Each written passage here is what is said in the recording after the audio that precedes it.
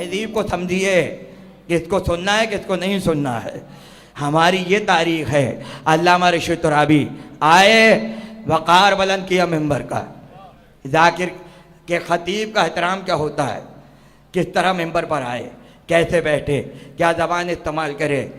आज तो तू तड़ाट की ज़बान मिंबर पर है। बहुत एहतराम से कह रहा हूँ मैं।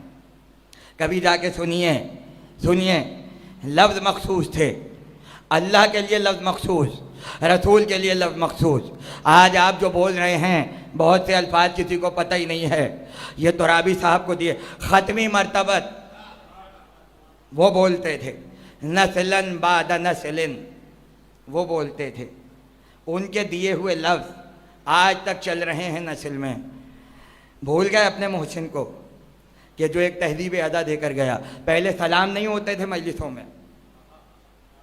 अल्लामा रशीद तुराबी ने कहा, कहने लगे जब मरसिए के बाद ख़तीब मिंबर पर आता है तो मसाइब की फ़ज़ा होती है, क्योंकि मरसिया ख़त्म होता है तो बीच में एक सलाम रखिए ताकि फ़ज़ा कुछ बदले और फिर मजलिस का आगाज़ हो। इसलिए अशरफ अब्बास साहब को बिठाया गया। उसी ज़माने से पढ़ रहे थे वो। और अशरफ अब्बास साहब सिवाय 9 मुहर्रम के बाकी दिनों में कभी नोहा नहीं पढ़ते थे। नहीं समझ रहे आप मैं क्या कह रहा हूँ। कौम इतना तो समझे कि नोहा कब पढ़ना है, सलाम कब पढ़ना है। नोहा अलग है, मनक़बत अलग है, सलाम अलग है, उसके पढ़ने के तरीके अलग हैं, उनकी धुनें अलग हैं, उनकी तर्ज़ें अलग हैं, पढ़ने के तरीके अलग हैं, मिंबर का लिबास अलग है। पैंट शर्ट पहन के मिंबर पे नहीं बैठा जाता, उसके अपने तरीके हैं, अपने आदाब हैं। और जो लहन जिसमें पढ़ा जा रहा, खुशी के लहन अलग हैं, गम के लहन अलग हैं।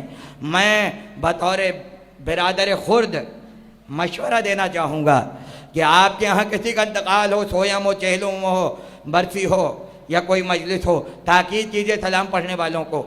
नोहा नहीं पढ़ा जाएगा, नोहा आखिर में होगा, नोहा आखिर में होगा।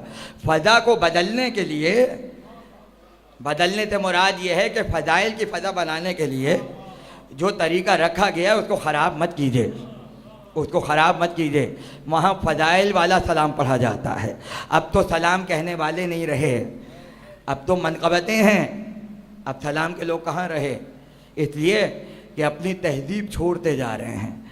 ऐसा न कीजिए, ऐसा न कीजिए। 10 दिन हैं तो लिबास काला होगा, कोई और लिबास ना हो।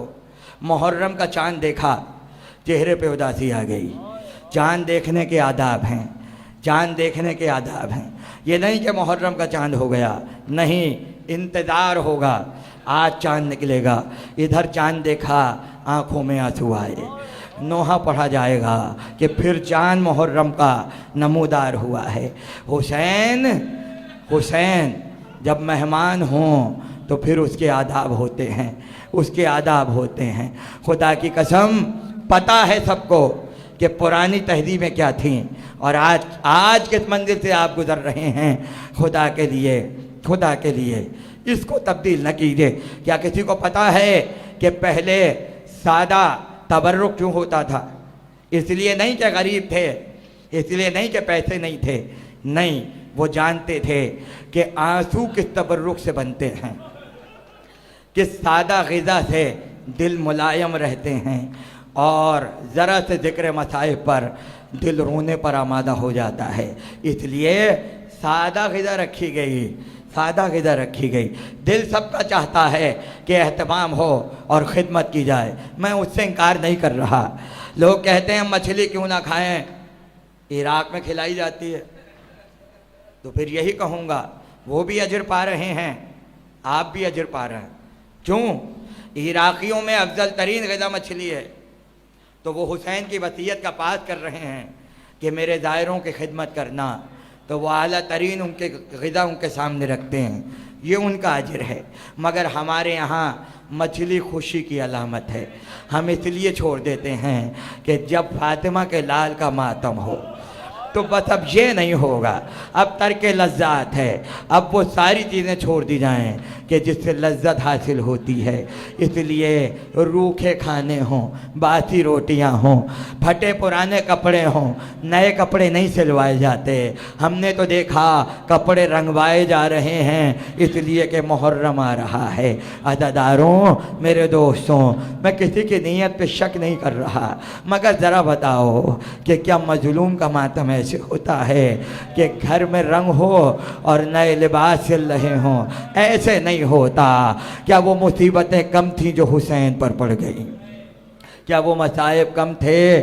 गिर के अदादारी कीजिए, खाक नशीन होकर अदादारी कीजिए, और याद रखिए इसके अलावा कुछ नहीं है, इसके अलावा कुछ नहीं है। इसलिए एक लम्हे के लिए भी आँख खुश्क न रह जाए, आँख खुश्क न रह जाए। और रोने के दिन आ रहे हैं, रोने के दिन आ रहे हैं। रावी कहता है, हुसैन के रोज़े का मुतवल्ली कहता है कि मैंने देखा बड़ी रौनक थी दरी पर, बड़ी चमक थी दरी पर, लेकिन इधर मुहर्रम का चाँद निकला, हुसैन की दरी पर उदासी छा गई, हुसैन की दरी पर उदासी छा गई। जब अरबईन गुजरा तो वो रौनक वापस आई।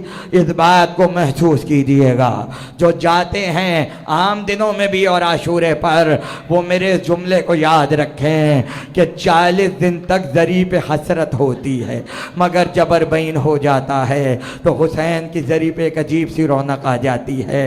खादिम के ख्वाब में आए, हाथों को जोड़ के पूछा, ऐ फातिमा के लाल, 40 दिन तक दरी उदास रही, आखिर वजह क्या है? अरबईन के बाद रौनक वापस आ गई। जानते हैं क्या कहा? कि मैं हिंदुस्तान वालों का मेहमान था, मैं अहले हिंद का मेहमान था। हिंदुस्तान में तो आज हम भी आते हैं जोग्राफियाई लिहाज से। उसने कहा मौला क्यों? का तेरे पास तो जरी है, तेरे पास तो हमारा गुंबद है, वो हमारा आधा खाना सजाते हैं, वो अली असगर का झूला उठाते हैं, वो हमारा ताबूत उठाते हैं। ऐ किलीद बरदार, मैं अहले हिंदुस्तान का मेहमान था, मैं हिंदुस्तान वालों का मेहमान था। अब समझ में आया ये रौनकें क्या हैं, ये पर्चे अदा की रौनकें क्या हैं। ये अदा खानों के हुसैन आए हुए हैं, हुसैन आए हुए हैं।